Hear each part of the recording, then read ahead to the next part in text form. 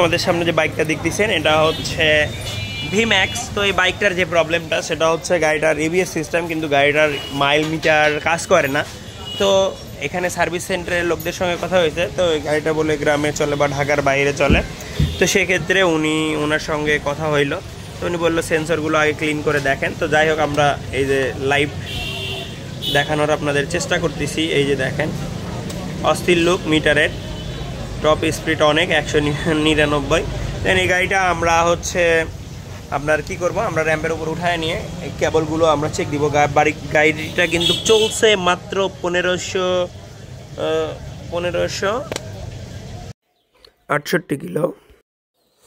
এখন আমরা যেটা করবো সেটা হচ্ছে এই বাইকটা যেহেতু আমরা এখন র্যাম্পের উপরে উঠায় নিব, আর র্যাম্পের উঠায় নিয়ে, কারণ এগুলো হচ্ছে সাপোর্ট টাইপের একটা বাইক, যেহেতু আমাদের র্যাম্প আছে, র্যাম্পের উপর উঠায় এটা আমরা সুন্দরভাবে সেন্সরগুলো আমরা চেক দিব।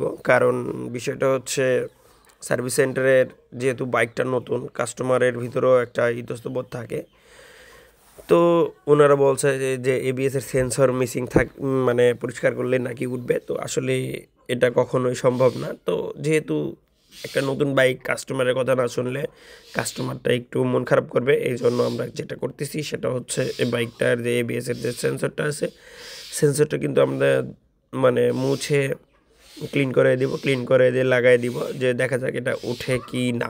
তো বিষয়টা হচ্ছে এগুলো হচ্ছে ট্রাকশন কন্ট্রোল সিস্টেম বাইক। কারণ আপনারা যারা এগুলো নিয়ে কাজ করেন তারা কিন্তু জানেন দোনো চাকার এই বাইকটার মেইন সমস্যা হচ্ছে স্পিড মিটার শো করে না। স্পিড মিটার শো না করলে কিন্তু ট্রাকশন কন্ট্রোল যদি অন থাকে সেক্ষেত্রে বাইকটা পিক আপ নেবে না।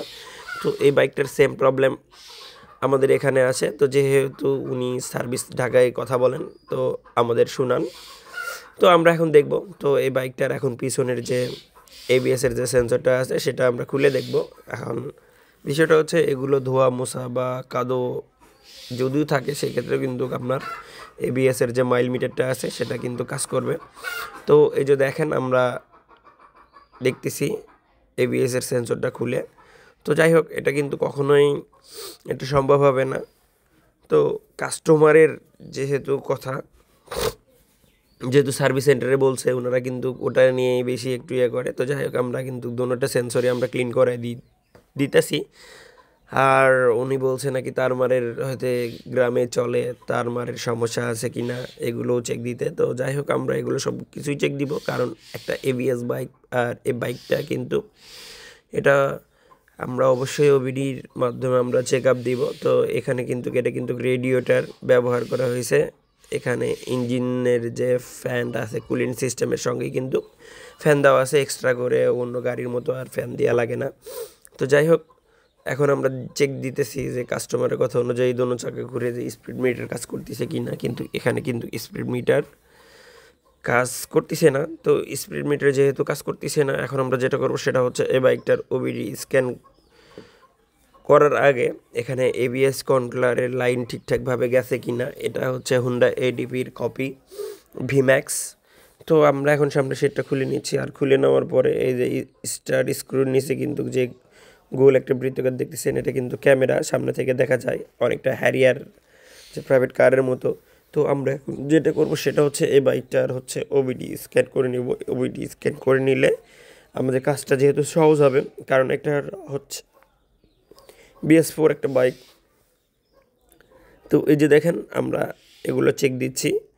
তো এই বাইকটার যে ইঞ্জিনের যে লাইভ ডেটাতে যে যে সকল জিনিসগুলো চেক দেওয়ার দরকার থাকে সেগুলো কিন্তু আমরা চেক দিচ্ছি। আর এই বাইকটার কিন্তু আরপিএমটা আছে 1700, 1750 আরপিএম। তো এখন আমরা যেটা করবো সেটা হচ্ছে এই বাইকটার কিন্তু যেহেতু এই যে দেখেন সামনের স্পিড সেন্সর, রেয়ার সেন্সর এগুলো মিসিং করছে। তো যাই হোক, এগুলো আমরা ওবিডি দিয়ে এখানে ফল কোডগুলো আমরা ক্লিয়ার করে দিব। আর ফল কোডগুলো ক্লিয়ার করে দেওয়ার পর এখানে প্রায় 5টার মতো ফল কোড আছে। তো এই যে দেখেন, আমরা ফল কোডগুলো ক্লিয়ার করে দিচ্ছি, দেখা যাক কি হয়। তো ফল কোডগুলো কিন্তু ক্লিয়ার হয়ে গেছে।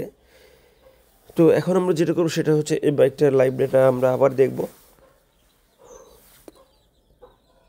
তো এই বাইকটার আমরা কোন সমস্যাগুলো ছিল এবং আরপিএমে কী হচ্ছিল এবং থ্রটল পজিশন কেমন আছে, ম্যাপ সেন্সর কীভাবে কাজ করতেছে, যেহেতু নতুন একটা বাইক। তো আমরা এখন স্ক্যানার সহ আমরা এখন টেস্ট ড্রাইভে যাচ্ছি। এই যে দেখেন, এখানে কিন্তু আমরা মানে এটা রিমুভ করে দেওয়ার পরে কিন্তু এখানে মাইল মিটার কাজ করতেছে না, এদের ট্রাকশন কন্ট্রোল লাফাচ্ছে আর পিক আপ ছেড়ে দেওয়ার মতো হচ্ছে, কিন্তু এখানে শো করার কথা এখানে কিন্তু এখনও শো করে নাই। তো দেখা যাক আমরা কিছুক্ষণ চালাই, কিছুক্ষণ চালানোর পরে এটা কিন্তু মনে হয় সম্ভবত ঠিক হয়ে যেতে পারে।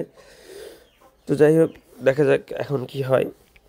তো আমরা যে কোনো জিনিস কাজ যখন নতুন আসে, তো আমার মন আগে থেকে সন্দেহ ছিল যে বাইকটার কেবল সেট চেঞ্জ করলেই এটা ওকে হয়ে যাবে, যেহেতু 1568 কিলো চলছে, সেহেতু এবিএসের মোটর যাওয়ার কথা নয়। এই যে দেখেন এখন কিন্তু কি করতেছে, মাইল মিটার শো করতেছে।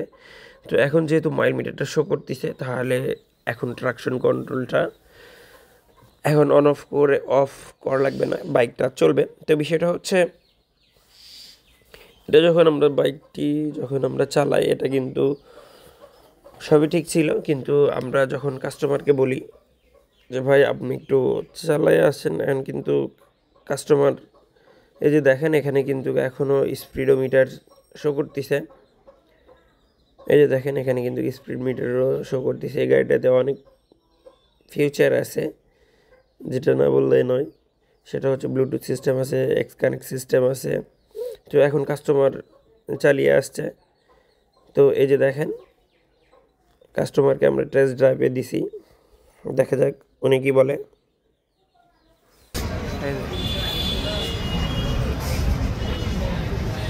চিপ মারেন এই গাড়ি লাইট হবে তাহলে ফোকাস নয়।